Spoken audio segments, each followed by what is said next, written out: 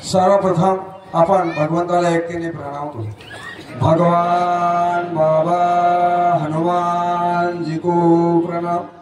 महान त्यागी बाबा जमदेव जी को प्रणाम। परमात्मा नमस्कार नमस्कार नमस्कार।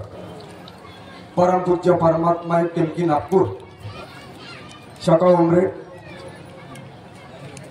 हिवरा परिसरातील परम पूज्य परमात्मा एक सेवक मंडळ हिवरा अंतर्गत या बुट्टीबुरीमध्ये बाबांच्या आदेशाप्रमाणे सुंदर असं 11:30 वाजता हवन कार्य संपन्न होऊन त्याच निमित्त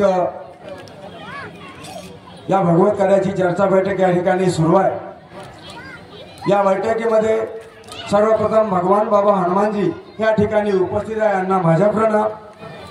तसेच सर्व सेवकांचे लाडके गुरु महानेतेगी बाबा जमदेवजी हे बाबा सुद्धा या ठिकाणी उपस्थित आहे, यांना सुद्धा माझा प्रणाम। तसेच सर्व सेवकांची लाडकी आहे वाराणसी आहे, हा सुद्धा या ठिकाणी उपस्थित आहे, यांना सुद्धा माझा प्रणाम। मार्गदर्शक सेवक सेविका बालकोपाल सर्वांना माझा नमस्कार नमस्कार नमस्कार।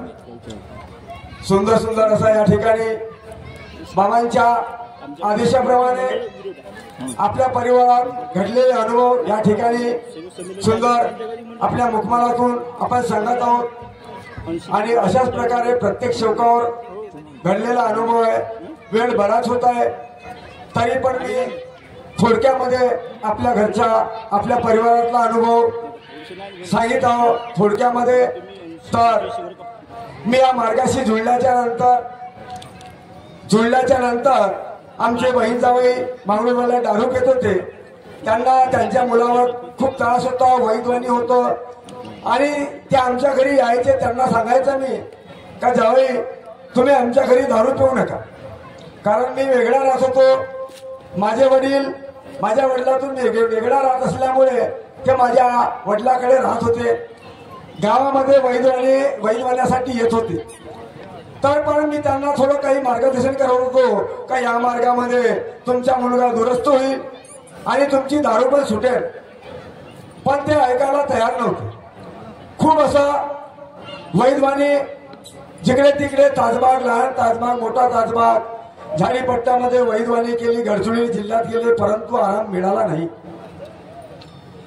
त्याच्यानंतर आमच्या गावामध्ये माहिती झाली का पिऱ्यामध्ये आपल्या सासूरवाडीला ज्याच्या अंगामध्ये नागोबा येते, बोहाफरीत येते आणि हनुमानजी येते, त्यांना माहीत झालं आणि ते आमच्या गावामध्ये आले मुलाला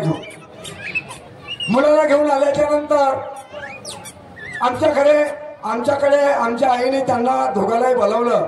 डोमाजी मुळे साहेब आणि बापरावजी वर्गणे, दादारावजी वर्गणे, त्यांच्या अंगामध्ये 3 दैवत येत होते, नवीन नवीन विद्या होती आणि रात्री जेव्हा म्हणलं तेव्हा ती कसे उडत जात होते मुझे पारला हे माहित नाही, त्यांना माहित। त्याच्या अगोदर आम्ही त्यांच्या घरी गेलो आणि त्यांच्या आत्ता पाहिल्या, ती गोष्ट खरी होती। त्याच्यानंतर आमच्या घरी आमच्या आईने बोलवलं आणि आमच्या भाषाला धागा बनवायचा आणि रक्षा बनवून द्यायची म्हणून सगळ्यांनी त्यांना बोलवल्याच्या नंतर ते दोघे जण आले आणि आमच्या आईच्या रूम मध्ये त्यांनी तांदळी हलवणं चालू केली। तेव्हा माझा छोटासा मुलगा इकडला तिकडे या दरवाजातून त्या दरवाजामध्ये फिरत होता, तर जेव्हा या दरवाजामध्ये माझा मुलगा यायचा तर त्यांची तांदळी उरपाटी फिरायची आणि पुन्हा तो तिकडे लढत गेला का बरोबर व्हायची, परंतु अशीच क्रिया चालत राहिली। त्यांना पश्चाताप झाला का असं काऊन होते बा, याची जाणीव नव्हती। त्याच्यानंतर त्यांना विचार आला, जीवनात असं झालं नाही आणि मनुष्याने त्यांनी विचार केला, म्हणजे सुभाषरावजी या मार्गामध्ये आहे, सुभाषरावजी या मार्गात आहे आणि सुभाषरावजीचा पोरगा इकडला तिकडे जात आहे। मनुष्याने सुभाषरावजी म्हणते तुम्ही या मुलाला पकडा आणि थोडं अंगणात न्या, नाही तर आपल्या रूम मध्ये न्या। तेव्हा आम्ही त्या मुलाला पकडलं आणि बाहेर अंगणामध्ये घेऊन गेल्याच्या नंतर त्यांनी तो तांदळी हलवून धागा बनवला, रक्षा बनवली आणि बनवल्याच्या नंतर ते विचार करत जायला निघाले तेवढ्यामध्ये जायला निघाले तेव्हा ते जर गेले असते तर हा अनुभव त्याच्या तिथं राहिला असता. मला या स्टेजवर भगवत कृपेचा अनुभव सांगायला मिळाला नसता माझ्या सेवक बांधवांनो. तर जायला निघाले. आमची आई म्हणते भासाची चाय पिऊन जा. तेव्हा आमच्या आईने चाय मांडला आणि ते बसले. 2 खुर्च्या टाकल्या आणि तेव्हा जाणीव झाली त्यांना. पहा, दोन्ही वाईट करणारे नव्हते, चांगलं करणारे होते. बहुतसे आमच्या गावामध्ये त्यांनी लोकांचे चांगले केलं ऐसेच त्यांचे ते जाणते होते आणि त्याच्या अंगात दैवशक्ती येत होती. तर त्यांनी सांगितलं म्हणे सुभाषराव इकडे या. आपल्या समोर बसवलं मला आणि म्हणे बापू म्हणे तुझा मुलगा किंवा तुझी मुलगी ही देवी देवता पक्ष कमी नाही, हा मार्ग सुंदर आहे. असे कोण म्हणून राहिले? अनेक वाले ज्यांच्या अंगामध्ये देवी देवता येत होते ते सांगू लागले म्हणे तुझा मुलगा असो की मुलगी असो ही कोण्याही देवता पक्ष कमी नाही. या छोट्याशा मुलानं ज्याच्या अंगामध्ये भूत फलित येत असत त्यांनी जर या मुलांनी छोट्याशा मुलांनी त्या बाईचा हात पकडला किंवा त्याला तीर्थ दिलं तर एका क्षणामध्ये त्याचे दुःख दूर होईल.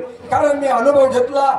आतापर्यंत आम्हाला एक तास झाला तांदळी हलवण्यासाठी, पण आमची तांदळी हलली नाही. तुम्ही जेव्हा आपल्या मुलाला पकडला तर मुलाला पकडल्याच्या नंतर आमचा धागा बनला, आमची रक्षा बनली. बापू म्हणे या मान धर्माला कधीतरी विसरू नको. आणि आज चांगल्या परीनं ते आमच्या भजनात बसतात, आम्हाला नमस्कार करतात, आदर करतात आणि आपल्या पोराला आमच्या कार्यामध्ये मदत करायला लावतात. मंडपाचं साधन करायला लावलं, काड्या फोडून दिल्या त्या पोरांनी.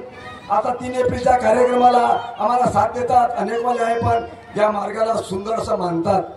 तर त्यांनी जर हा अनुभव लपवून ठेवला असता तर हा अनुभव या स्टेजवर मला सांगायला मिळाला नसता.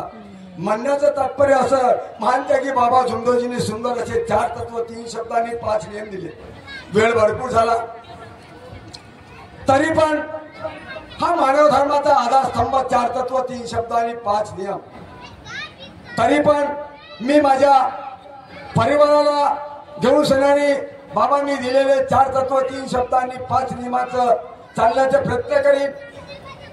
तुम्ही बी कराल आणि बाबांच्या आदेशाचं पालन करून वेळोवेळी प्रत्येक कार्यक्रमाला ज्या पद्धतीने जमेल त्या पद्धतीने याल एवढंच मी सांगू इच्छितो. आणि याच ठिकाणी माझे 2 शब्द इथं पूर्ण करतो. सर्वांना माझा नमस्कार नमस्कार नमस्कार.